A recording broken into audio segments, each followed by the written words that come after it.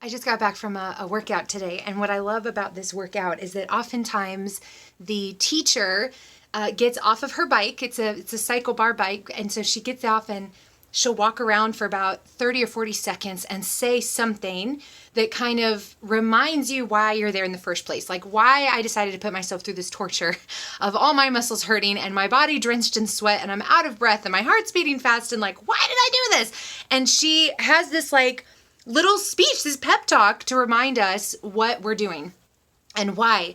And there's been more than one occasion where the words that the teacher has spoken, the leader of the class has spoken, has almost brought me to tears. And I know that sounds ridiculous at a workout class, but it's true. It's something about taking the words that you hear in your brain that you know are good for you as a human while also moving your body simultaneously and working hard. And it just like clashes in me and I just want to like break down and cry and say yes at the same time.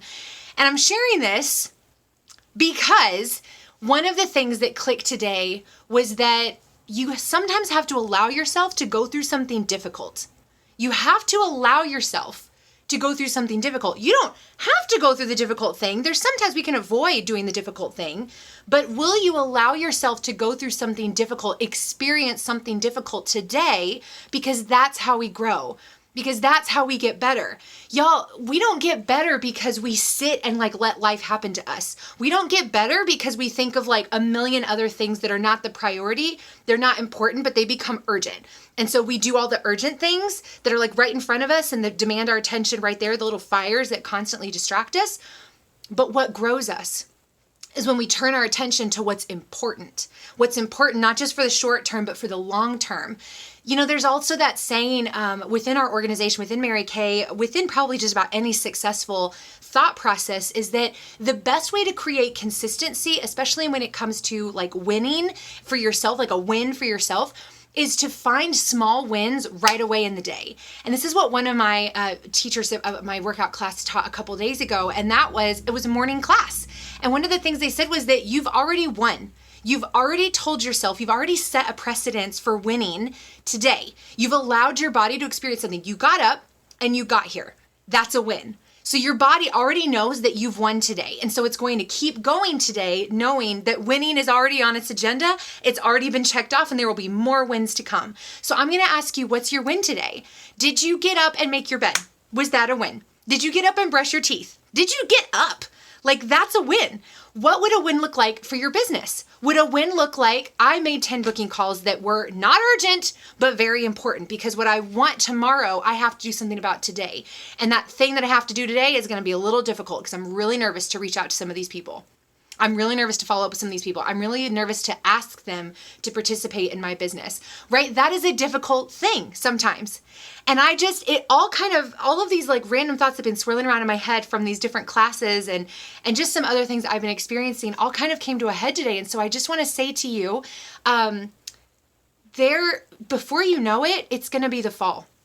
Before you know it, it's going to be, like some 100 days before Halloween? And another 120 days or so until Thanksgiving, and then Christmas, and then New Year's, and then, oh my gosh, it's 2022. And I had this when I realized how close these events were and how we are closer to the end of the year than we are away from it. It was a reminder about what I do today matters. What I do today to better myself as a person, to better my business, to grow, to move forward, to win, to overcome old habits and create new ones. What I do today matters. What I do today matters. And I would dare say that there's no one who has started her business today who thought, I am really pumped to try this new thing so I can keep my life exactly where it is. Like this, think about that. Think about starting something new, investing money, investing time, taking the first step, overcoming fear, just so that you can stay in the same place. That is a waste of effort and resources. And I doubt that anyone does that. Anyone says, nobody says, I'm going to do all these things and take a step and I'm going to stay exactly where I am. No, we take the first step. We step out in faith. We invest our time, our energy, our money. We overcome fear. We move obstacles out of the way. We work on how to create new habits. because we are looking for ways to better ourselves, better our situation, better our circumstances, better our family. And so I'm asking you today to go back to why you started in the first place, and to think about what you can do today to take advantage of the day that you are given. We don't know what tomorrow holds. We know what today has. At least right now in this moment, we know what this moment has. So what will you do today, right now in this moment, to find a win for yourself, to experience something difficult so that you can grow, so that you can get stronger, so that you make your decision to get started worth it? Not in vain, but worth it. That's the message I have for you today. All right, go finish July strong.